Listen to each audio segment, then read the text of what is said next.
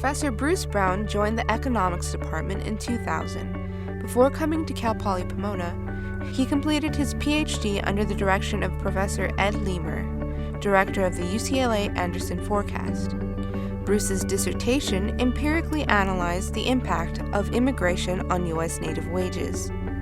His subsequent publications have examined a wide range of topics, including earnings of Asian Americans, wages in the apparel industry, airline on-time performance in a hub-and-spoke system, and most recently, changes in U.S. financial markets. Much of Professor Brown's research is connected to his teaching. He recently co-authored 2 textbooks with Cal Poly colleague Professor Maureen Burton. Bruce has also worked closely with several publishers in preparing teaching materials and reviewing the textbooks and teaching materials of others. Professor Brown enjoys sharing his enthusiasm for economics with his students, both majors and non-majors. He effectively teaches and mentors both undergraduate and graduate students, and has served on over 30 master's thesis committees. Professor Brown's strengths, abilities, and interests closely align with those of Cal Poly Pomona, combining theory with practice and research with teaching. Hi, I'm Bruce Brown, Professor of Economics here at Cal Poly Pomona. Many entering Cal Poly students have only a vague notion of what economics is. They think it's about money and business, and they're partly right. At one level, economics strives to be the theoretical science behind business, in the way that physics is a science behind engineering. However, economics is also a social science, together with sociology and political science. These two sides of economics can be seen by the fact it is grouped together with business at some schools, but with social science at others. Here at Cal Poly, the economics department is in class, the College of Letters, Arts, and Social Sciences, a location promoting greater cross-fertilization with other social sciences. So, what is economics? Definitions differ, but almost all include 2 words, allocation and scarcity. By definition, all goods are scarce, and all societies must decide who gets particular goods and who doesn't.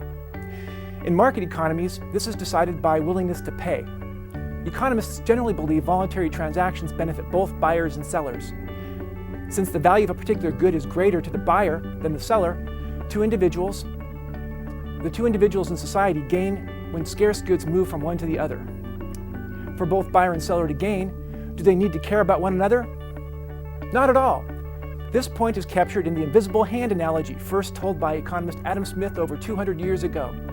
Adam Smith said it wasn't from the benevolence of the butcher or the baker that we expected good meat and bread at a reasonable price, but from the seller's pursuit of their own self-interest. Why should they provide you good products at reasonable prices? Because they want you back to buy more later. Does this imply greed is good, period? No. Adam Smith realized that in order for selfishness to benefit society, 3 conditions were required. First, a competitive market. Second, rational and well-informed buyers and sellers. And third, clear laws objectively enforced.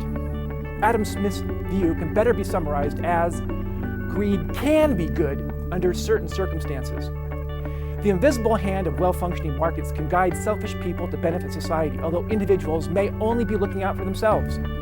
The hand is invisible because individuals benefit society unintentionally.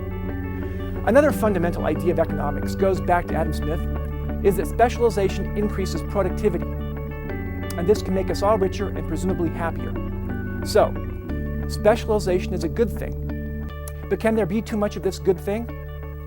In graduate programs across the world, students earning advanced degrees experience incentives to be specialized, to become known as an expert in one specific area. This is true both in the social and physical sciences. Someone earning a doctorate may spend years studying one very narrow topic. An old joke goes that while pursuing a PhD, one learns more and more about less and less, so that by the time they earn their PhD, they know everything about nothing. While appreciating that a jack of all trades is a master of none, might there be some benefit to being less specialized? I hope so.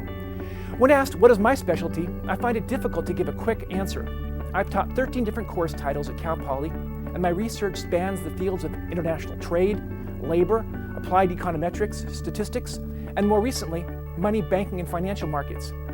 My publications include studies on the impact of immigration on native wages, earnings of those employed in the apparel industry, earnings of Asian Americans relative to other groups, the effect of World War II-era discrimination on Japanese Americans, the statistical phenomena of Simpson's paradox, and most recently, the integration of standard economic theory with real-world events in financial markets.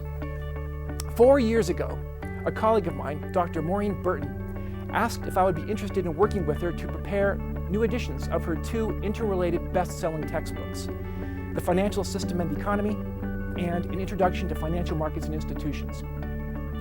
What an opportunity!